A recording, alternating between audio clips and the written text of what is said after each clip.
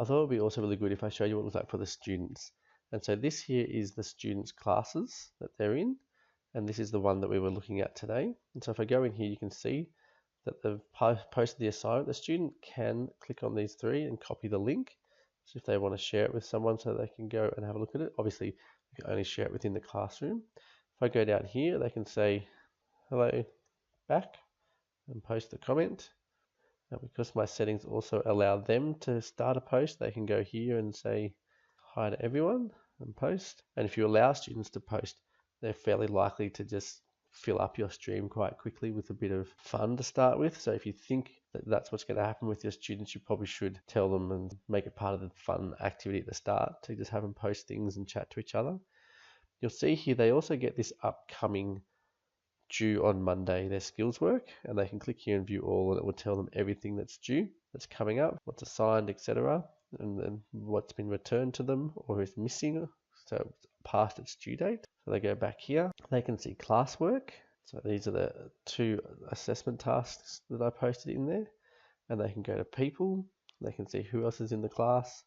They can also go to the class drive folder, and so here they only see their documents in the class folder, but if they go to classroom, if there are multiple classes, they have folders for each class. Let's go back. When they click on the task that they have to get done, let's do the one that's got lots of things in it. They can view the assignment, and so they've got all these things here about what they want to do. They can write a class comment on the assessment task and say, I don't understand what they're meant to do, and post that. And then the teacher might reply, or other classmates might reply to them there. They can select any documents that are theirs that they actually have a copy of and edit it. So they could click on this and edit it. This is the one that they got their own copy of. So this one they could only view. This is the one they have their own copy of. So if they click that, they then can, it'll just open the document and they can work on it. They can also add or create a new document for this assignment. And that means that if they've been working in a different document, they can easily click add and then just find in their Google Drive, or they can upload it, find another file that they think needs to be added to the assessment, and they can click turn in. You can also do private comments. So if they only want to talk to the teacher, they can ask the teacher for some help, or if they've finished a draft, they might say, can you please provide feedback on my draft? And then the teacher will get that and be able to comment back and have a look at the draft, because the teacher can actually view all this work before the student submits it and after the student submits it. So this one I'm going to turn in. Okay, so yes, it says, do you want to actually turn it in? Yep. And so now if he clicks on this, he'll actually come up and he won't be able to edit the document. He'll only be able to view it unless he clicks unsubmit, because really the document belongs to me as the teacher, not to the student. And so that's what they see. That's how they work on their assignments, and that's how they can communicate through comments to the whole class or comments that are just for the teacher.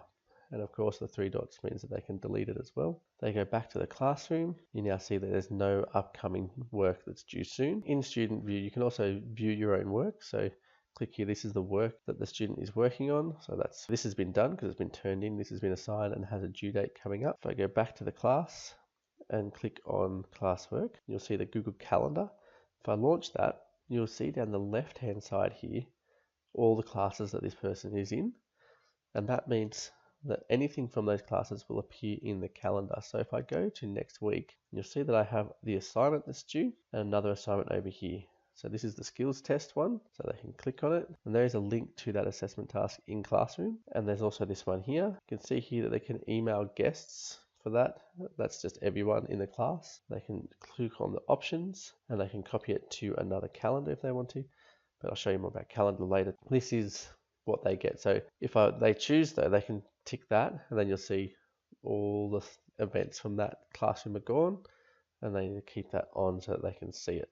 Another way that they could access that is to go down the left hand side and click on calendar. Then it will appear within Google Classroom, and they click to the next week, and they'll have assessments that are due in that calendar there as well.